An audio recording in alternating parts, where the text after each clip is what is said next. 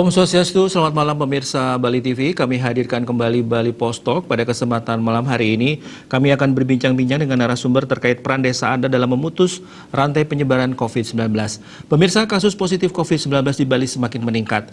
Kondisi ini tentu memberikan dampak yang signifikan terhadap kehidupan dan tatanan sosial masyarakat Bali. Sejumlah kebijakan dalam upaya memutus sebaran pandemi COVID-19 telah dilakukan pemerintah daerah, baik di tingkat provinsi, kabupaten, kota se-Bali. Namun peningkatan kasus masih tetap terjadi. Karena itu diperlukan sinergi semua komponen untuk bisa bahu-membahu mengatasi pandemi COVID-19 ini.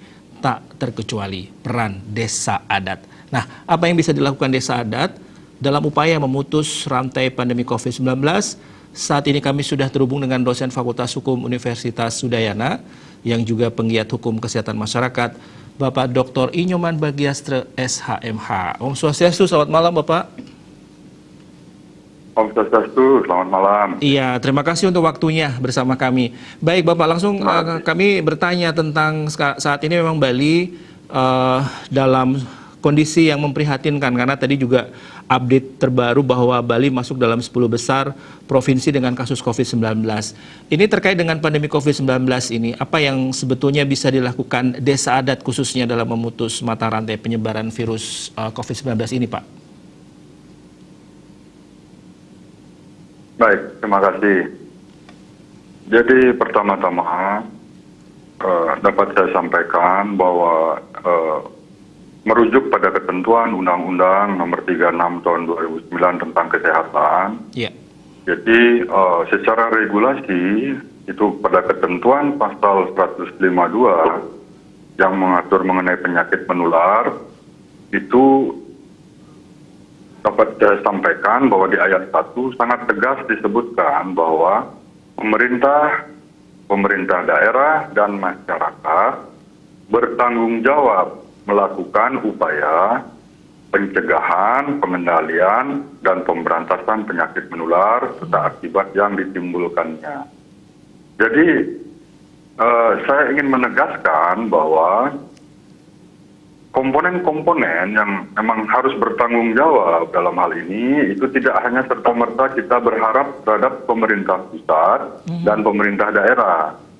Maka di dalamnya juga ada komponen juga yang paling penting dalam hal ini yang bertanggung jawab itu adalah masyarakat itu sendiri. Iya. Nah, kemudian bagaimana korelasinya kita di Bali di sini karena memang uniknya di Bali itu ada dua sistem pemerintahan desa ya. Kemudian ada desa dinas dan desa adat. Iya. Nah, inilah yang memang perlu disinergikan. Jadi pemerintah daerah itu idealnya memang berkoordinasi dan ataupun bekerja sama, berkolaborasi dengan desa adat. Jadi saya melihat kalau merujuk pada ketentuan peraturan daerah nomor 4 tahun 2019 tentang desa adat Bali, itu pada bab 5 mengenai tugas dan wewenang desa adat, sudah jelas disebutkan pada ketentuan pasal 21 bahwa desa adat memiliki tugas mewujudkan kastukkertan desa adat yang meliputi ketentraman, kesejahteraan, kebahagiaan, dan kedamaian skala dan niskala. Nah, artinya apa? Saya berpikir desa adat ini sangat memiliki potensi yang tinggi dalam hal ini, dalam upaya memutus atau berperan serta memutus mata rantai daripada penyebaran COVID-19 ini. Karena yang mengetahui kondisi situasi wilayah itu kan wilayah masing-masing ini kan kalau di Bali ini kan desa adatnya ya. Iya. Tetapi yang perlu dicermati adalah langkah-langkah apa yang memang bisa diambil secara fungsional yang diberikan kepada desa adat supaya tidak terjadi overlapping antara tugas, fungsi, dan wewenang dengan pemerintah daerah dan baik pemerintah pusat, daerah, dan desa adat dalam hal ini. Ya, baik Pak Nyoman, kalau melihat dari apa yang sudah Bapak sampaikan sekarang kondisinya, bagaimana Bapak melihat secara implementasinya di lapangan koordinasi tadi kalau memang di Bali memang ada desa dinas, kemudian ada desa adat, kemudian terkait dengan pemerintah daerah, apakah Bapak sudah melihat bahwa ini sudah efektif dalam koordinasinya? Apakah ini termasuk karena ada istilahnya karantina parsial nih yang dilakukan sejumlah desa adat? Ini apakah hal tersebut katakanlah cukup efektif untuk mengurangi pandemi COVID-19 ini, Pak? Baik. Jadi kalau kita melihat unsur humanisnya, Ya, sifat daripada manusia ini kan pasti ingin selamat, hidup sehat dan tentram, kan begitu ini. Secara ini ya. Jadi itulah yang disebut dengan kedamaian skala dan skala ya. Jadi konsep Trita Karana di Bali yang yang dipahami oleh umat Hindu, ini kan memang itu yang sangat dipegang upuh ya dalam kehidupannya bermasyarakatnya. Nah, kita harus berpikir bahwa COVID-19 ini kan penyebarannya itu dari manusia ke manusia. iya, Maka kalau secara logik pemutusan penyebaran atau pemutusan mata rantai daripada penyebaran COVID-19 ini bagaimana kita memutus interaksi antara manusia dengan manusia, kan begitu. Berbeda dengan kasus seperti yang dulu flu burung yang itu memang disebarkan oleh unggas. iya, Maka kita bisa melakukan upaya pemusnahan terhadap unggas. Nah, akan tetapi kalau COVID-19 ini yang penyebarannya dari manusia ke manusia kan tidak mungkin kita melakukan pemusnahan kepada manusia yang terinfeksi, kan begitu. Maka langkah yang paling tepat adalah itu memang melakukan suatu upaya pemutusan hubungan interaksi. Salah satunya itu bisa melakukan dengan karantina wilayah. Tetapi perlu kita cermati bahwa pemerintah pusat kan sudah menetapkan ya.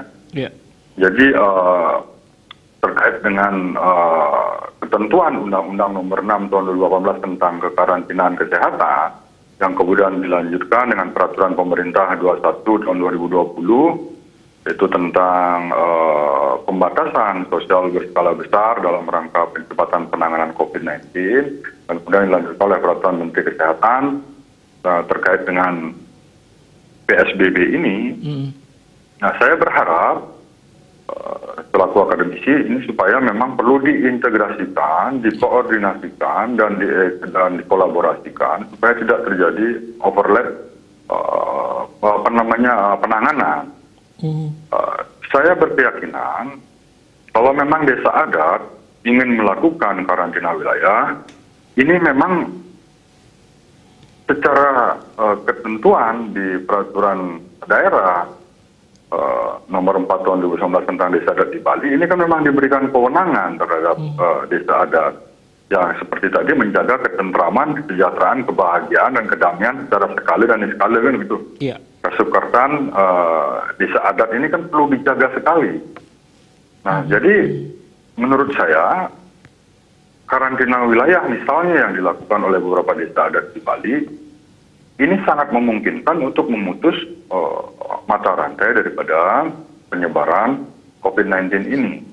Nah, hanya perlu dipikirkan supaya niat baik daripada hal tersebut tidak menimbulkan problem yang lainnya, kan iya, begitu. iya, Nah, jadi saya berkeyakinan yang mengetahui dan sangat-sangat paham terhadap situasional daripada kondisi masyarakatnya ini adalah yang paling garda utamanya itu adalah desa adat kalau di Bali ya saya katakan. iya, iya, Karena desa adat yang di sekitar wilayahnya itu pasti akan mengetahui baik itu kerama ngarepnya, kerama tamiunya dan tamiunya itu kan mereka pasti akan saling mengetahui satu dengan yang lain. baik, Nah, memang idealnya kalau dilakukan karantina wilayah ini apakah full atau penuh atau bagaimana konsep. Nah, jadi bentuknya ini memang perlu segera dibahas ya. iya, Yaitu koordinasi dengan pemerintah daerah, dinas kesehatan, provinsi Bali dan desa adat.